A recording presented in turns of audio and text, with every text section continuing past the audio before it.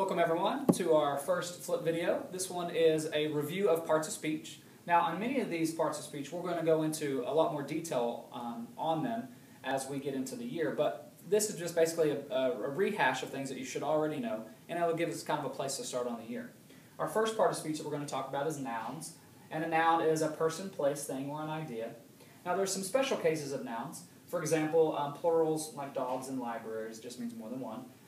There are some irregular nouns, and that basically means that it doesn't follow the basic add a s or es rule to it. And so you have words like deer, which is both singular and plural, and you have words like mice, which you wouldn't say mouses for the plural of mouse, you would say mice. So that's just a couple examples of irregulars. Now another kind of noun, which you may or may not have heard of just being mentioned this way, is count versus non-count. Count nouns are things that you can easily identify how many you have, like books. I can count, I have 5 books. Whereas some of those nouns that are more idea type of nouns, you can't really count those. Like, it's hard to say how much peace you have because that's not something that you can objectively count. And then proper nouns are nouns that name a specific thing. As opposed to saying a student, I would say Savannah, and that's specifically naming that person. And so in this sample sentence, we have the soldiers displayed great courage while defending Emperor Palpatine. In this sentence, soldiers is a noun. It's also a plural noun. Courage is a noun. It's one of those idea nouns. It's a non-count noun. You can't say how much courage you have. And Emperor Palpatine is a proper noun because it names a specific person.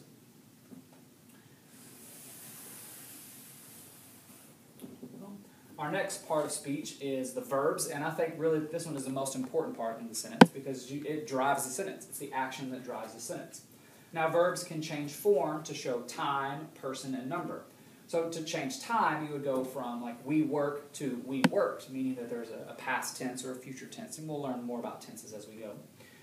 To change the person, I work or she works. Again, the form of the verb changes a little bit depending on who is being referenced in the sentence.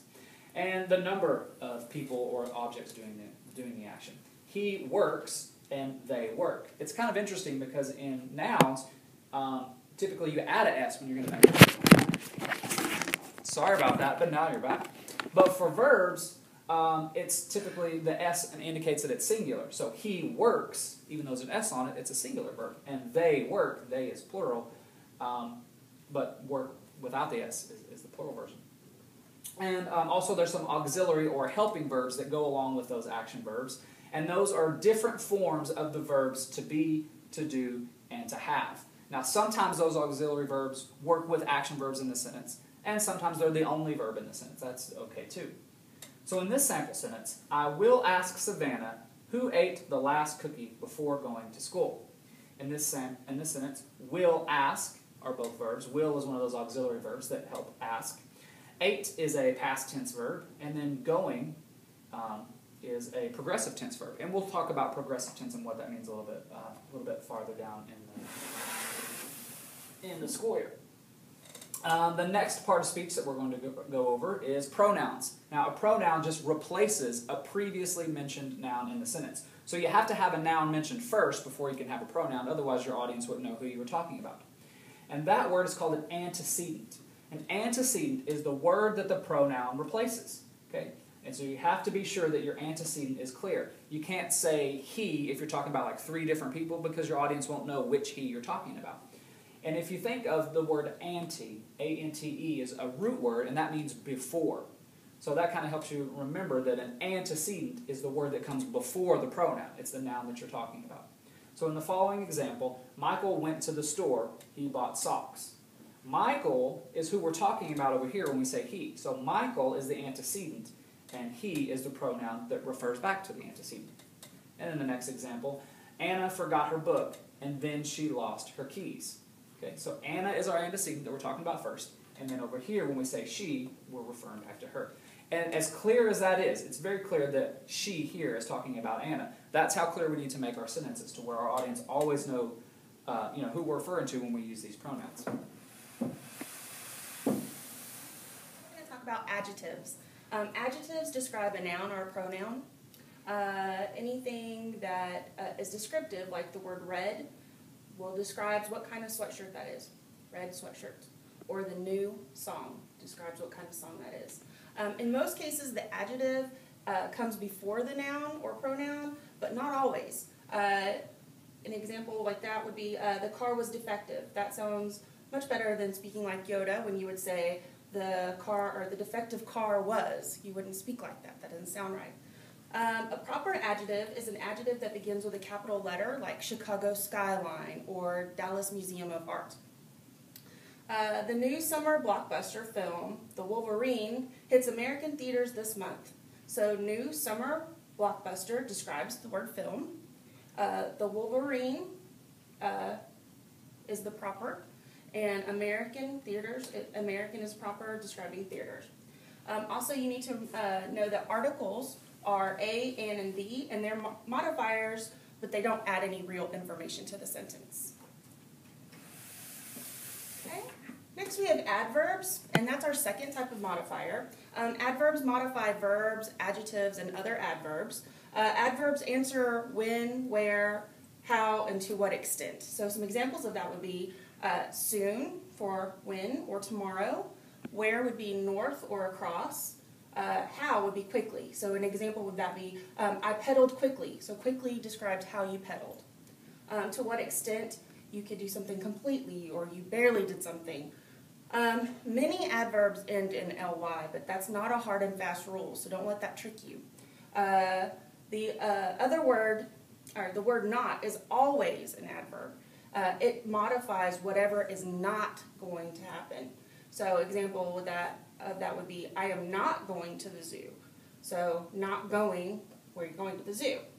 A conjunctive adverb is something that we're going to talk about in depth later, but just so you kind of have a preview of that. However, therefore, and furthermore are all conjunctive adverbs. Conjunctions. Okay, conjunctions are our connectors. Okay, they connect parts and sentences together. Some of you may remember FANBOYS, the acronym FANBOYS, and that stands for and, nor, but, or, yet, or so. Okay, so that's part of the sentence. Each part of the sentence has each part of the sentence has equal weight when you use a coordinating conjunction. Each sentence could be their own sentence or independent sentence. If you use a subordinating conjunction after of, if, because, until, one side of the sentence is not equal. One has more weight than the other, I should say. A conjunctive adverb combines both an adverb and a conjunction, just like we mentioned in the last slide. However, therefore, furthermore, etc.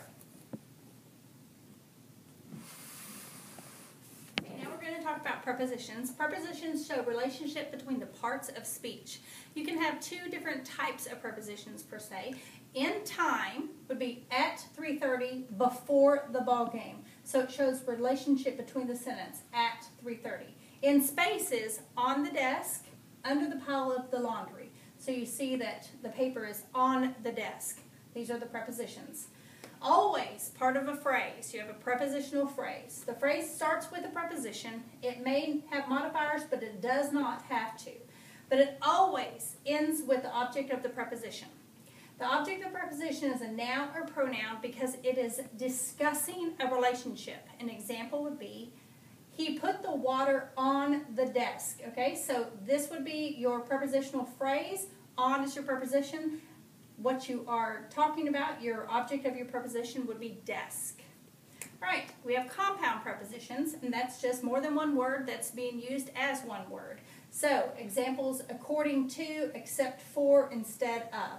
So, our sentence would be, students in English class, your preposition and your object, are going to the White House after the STAR test.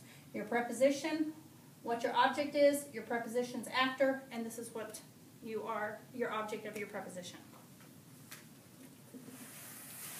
All right, we're going to discuss interjections. Shows excitement or emotion in a sentence. All right, so we have two levels of interjections. We have strong emotion, and sometimes the only words in a sentence uses an exclamation point. Ouch! Crap! Whoa! All right, number two, you have mild emotion, all right, separated by a comma.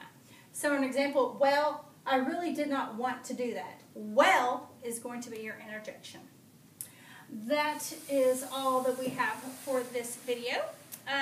Take really good notes, and we'll see you in class.